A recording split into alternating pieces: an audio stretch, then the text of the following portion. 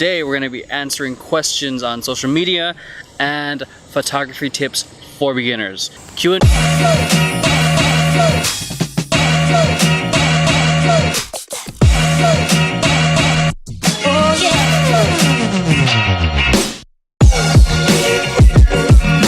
You're watching Ask VP, or Vision Paradox answers your questions while we do stuff. We are walking around the Arboretum in New Jersey.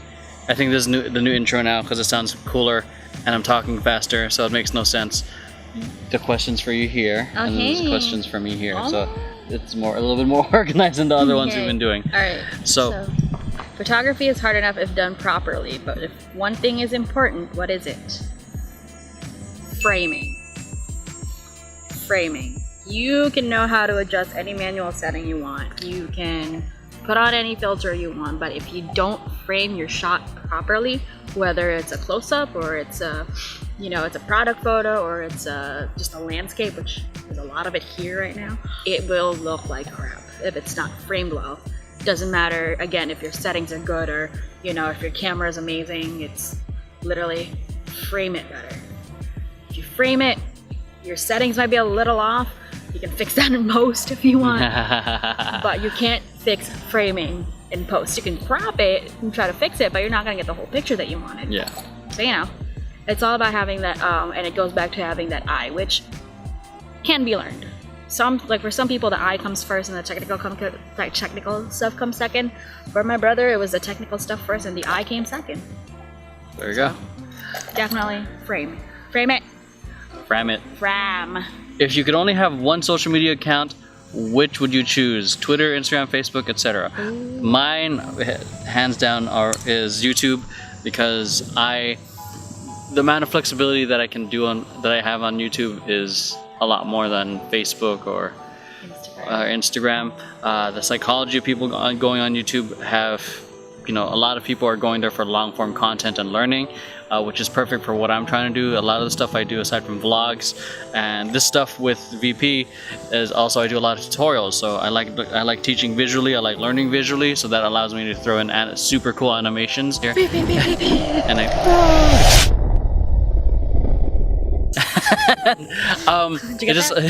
allows us to demonstrate things visually, so that way it further drives home the point we're trying to make. So if anything, for me it'd be YouTube. You want to answer this one? It's a fun question. I mean, we're trying to do different things here. Yeah, this is for me. Yeah, for him, it's YouTube. Form. For me, I'm more of a, I don't know. For me, for the stuff I'm trying to do is mostly Instagram, because most of mine is visual and is perfect for people who have shorter attention spans that don't really go for long form, and if they want long form, they want like an actual instruction, which I can't do right now. She can. She's had these moments where she's teaching me palettes or how makeup works. Yeah, but you don't care. But it's but I'm listening. It's never gonna apply to me because I'm not gonna apply makeup. But the fact that she's teaching me, I'm always thinking this could be a YouTube video right now. So. Yeah, it just goes back to what you're trying to do. Yeah. And who your audience really is. If you're not comfortable with your face being in front of the camera, I definitely check out Anchor. It's good. It's perfect if you just want to do voice monsters. Those are crickets. That's a cricket? Well, it's a type of cricket. That could be a cicada. Ooh. Oh, it's a cicada. No, it's not cicada. Isn't it? What was I saying? Oh, Anchor. Really good if you're just comfortable with just talking. If you just wanna, if it's just on the go, you can literally just hop on and just start talking right now. And that's how you can really jumpstart your podcast. If you want to get into podcasting, Anchor distributes it to 32 different platforms, and Spotify, iTunes, a whole bunch of other places. And if you're smart on the technical side, you can also make it into an Alexa skill. And those of you who are savvy know that Alexa skills and voice and audio is, I think, if you commute as much as I do, or if you're on the plane, if you like listening to things while you're doing things, then that's the pattern you got to pay attention to. A lot of people are gonna be going towards the audio realm. There's light hitting you right now. It's lighting? Yeah, it's my forehead. How do I use my cell phone camera for better photography? again, this really goes back to my first answer. Frame it. Frame it. Frame it properly. It's like, you know, I mean, if you really want like, you know, a better like technical answer, most phone cameras now have manual settings. Learn how to use those because you can actually see how it looks like on your screen as opposed to having an SLR, which is like, all right, what if I set it this way? If I set it this way, and then you take the photo, it doesn't turn out the way you want it to. Definitely, first of all, learn how to frame it. Again, the picture is literally previewed in front of you while you're adjusting your settings, while you're framing it. So it's actually super easy. It's better than most point and shoots now at this point.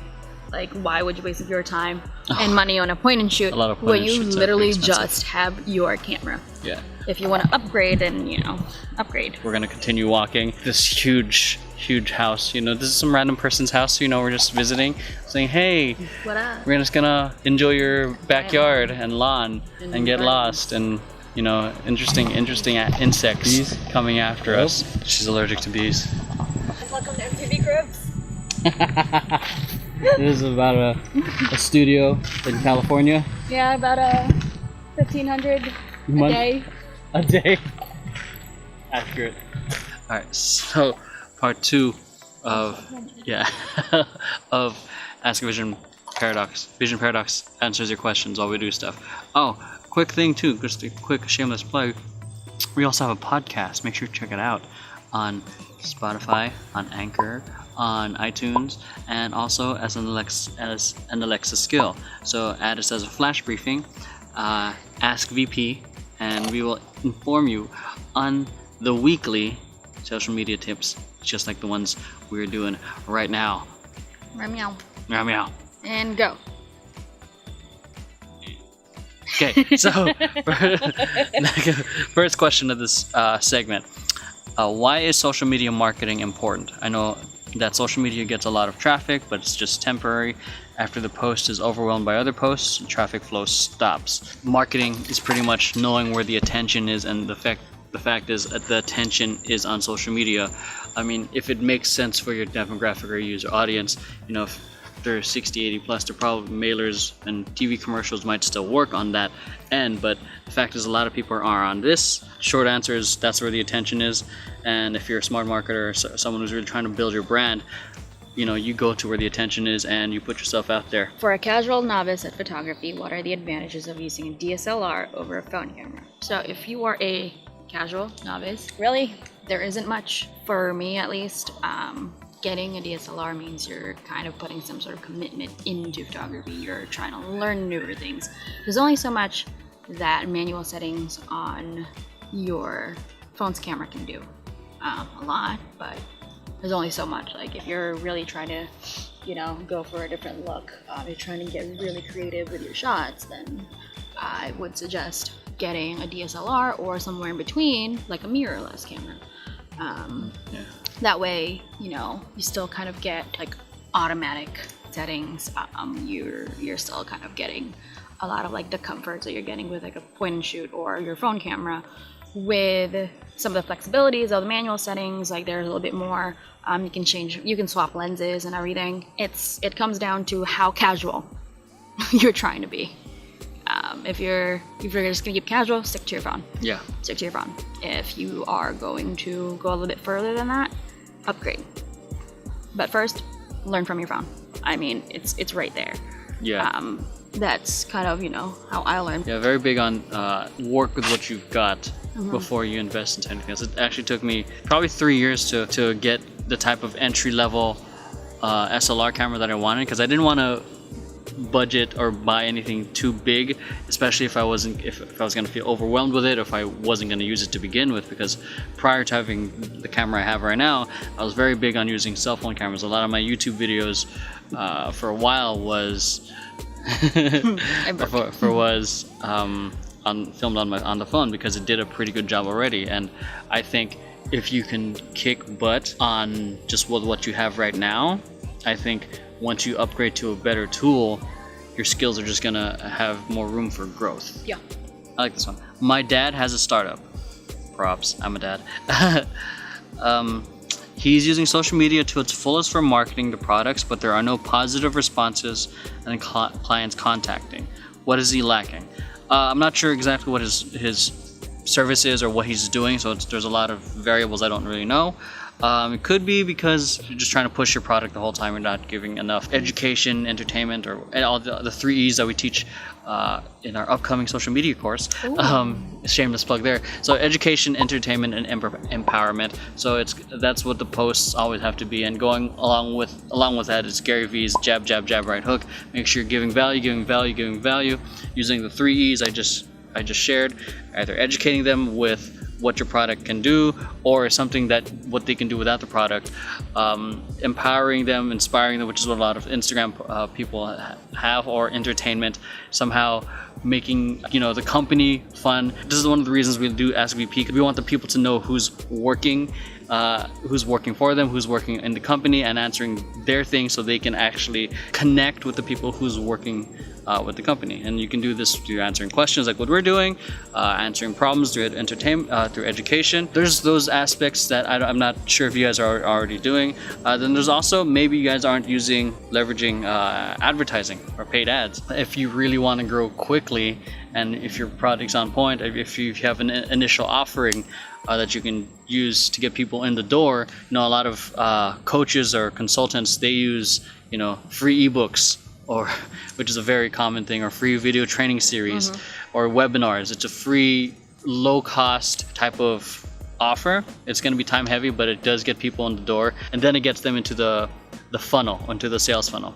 Or if I don't know what product you guys have, so if you guys can offer something that's free trial, free 7-day trial for $1, or if you're a restaurant, free 10% off, free drink, free like dessert, something that gets people enticed. Because most people, especially if they don't know you, they're not gonna buy something from you at full price. They need that first little taste, the little sample, for them to start knowing about you. Then through your sales funnel, you build the relationship, and then you can start offering the higher ticket items. Those are just some things off the top of my head. Some advertising, some actual value content giving, not just selling all the time. And then I don't know if by using social media marketing to its fullest means also reaching out to influencers, or literally just reaching out to your chosen audience. That's actually just literally reaching out, DMing, emailing. That's one way. The best way to get someone's attention is to get in their inbox. That's a really good one, and that one takes a lot more time. Especially with Instagram, you can DM so many people, and then if it's a service, offer it at a discount or a free one-time service. Or if you're clothing company, reach out to influencers, see if you can send them free product. If you're a clothing company or something that sells some sort of apparel, I would kind of look at getting some sort of ambassador program, brand ambassador program, brand affiliate program. Offer people that you reach out to, or people that sign up, then you can vet them, see if they'd be a good fit, they have enough followers, post follower ratio and all that. You can vet them and see if they'd be good, and basically just kind of give them some sort of discount code and affiliate code. And if they get an affiliate code, then it drives sales to you, because it does give them, affiliate code might give customers a discount. At the same time, you can track people. Which influencers bring the most. Bringing in the most sales. So those are a couple things. Hope that helps. I think that's it for this part of the segment. We're gonna walk around a little bit more. I need to go find bathroom. And before nature's calling, but I don't want to call on nature. So I like these questions today. So we're back at the Airbnb, getting a little hot for our taste. Trying to get this in the right framing. So last 3 questions, we're going to be answering them while we eat. Vision Paradox answers the questions while we do stuff. So this question is, what are your marketing tips for using Instagram? Are you incorporating Instagram into your social marketing plan? My answer for that, I think the best one is DMing people, because that's the best way you can start instantly trying to build relationships, start doing some business development that way. If you have a service or a product, you can reach out to influencers or people to try out your product, and that's how you can get testimonials and get some feedback for that. I think that's the one tip I would really use for using Instagram, is DM people, provide value and this isn't gonna happen immediately. I would say like DM like 100, 200 people of even a day if you have that time. It's like, because it's like a very small fraction is gonna actually respond, and sometimes that's all you need. Like, you don't need 100 people to respond to. Like, sometimes you only need that 5 or 10, and that's all it takes. It's a numbers game, so find people relevant in whatever your industry or your target audience is. DM the crap out of them. One of our clients actually DM'd me through an unlikely source. Vero, one of our clients, he DM'd me first, offered to film me for free, and I'm always down for filming, especially for my dance, and then through that we continued developing our friendship and relationship. Now he's helping me develop an app, and I'm also helping him grow his YouTube. So you never know. Just reach out. You never know what kind of relationship will come out of it. So, oh wait, the second part of the question was, am I using it as part of my social marketing plan? Not DMing people as much as I used to when you were first doing Vision Paradox, simply because plans have shifted a little bit. Personally for me, and for VP, we've been using Instagram as more of a distribution platform. So Ask VP or anything else like this is going to be hosted on YouTube, and we use Facebook, Twitter, and all the short form content on the other platforms to either get them, to drive traffic in. Just not a lot of people are using Instagram or all those other platforms for long form content, at least not yet. So, which is why we're using long form too. IGTV's become a thing. Yeah, so we're using that. We're doing that too. So yeah. What is the best camera phone you can recommend to someone who expects close to DSLR quality? Oh. As an Android user, it hurts me to say it. Get an iPhone. Get an iPhone. Easy. Portrait mode will get you through everything. Although I do love the manual settings on Android phones, like the Samsung phones. Anything newer than 2015. Anything newer than 2015. Really. Any of the flagship phones. So, iPhone only has one phone. So, get an iPhone or any flagship phones. Samsung Galaxy, the Galaxy line, the S8, the S lines, the Notes. Google Pixels phones. I've seen that. Google Pixel. New LG phones. They're really good for low light. How's your burger? And really, I mean, if you want it to be DSLR quality, and you don't want to fill it around with like manual settings, get an iPhone. Really, it hurts me to say it, but get an iPhone. How do I promote my Instagram page? I'm not talking about paid promotion. So if you're trying to grow your Instagram, I guess you want to promote it organically. All right, first off, you want to see how well you're actually engaging with your people. So I'm replying to every comment, engaging with the top hashtags, engaging with people who are relevant in the industry. Literally getting your handle out there. Yeah.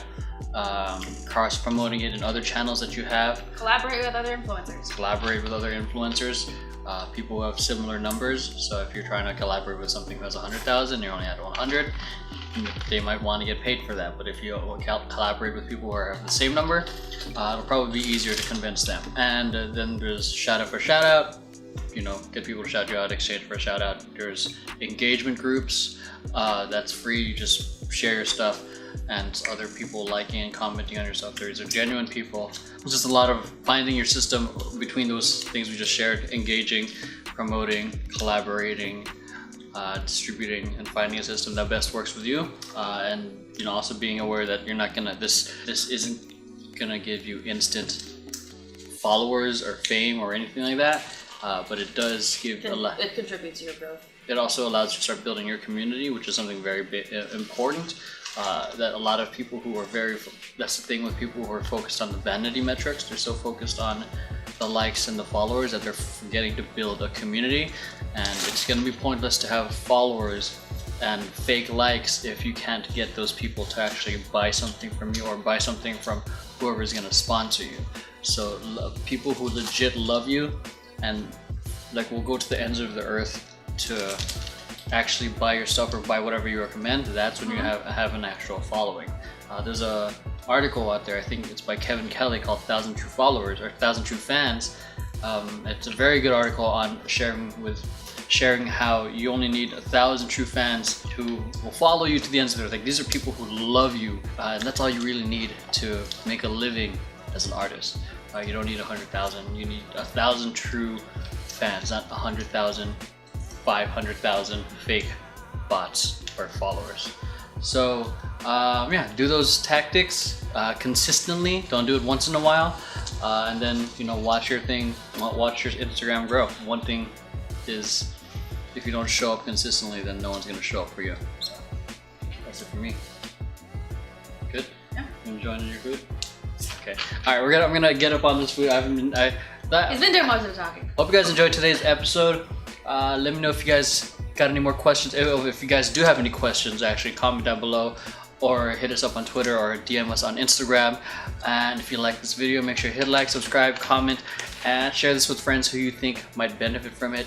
So we're gonna eat, and we'll catch you guys in the next episode. The next episode probably be when I'm back in LA with the rest of the team. Bye.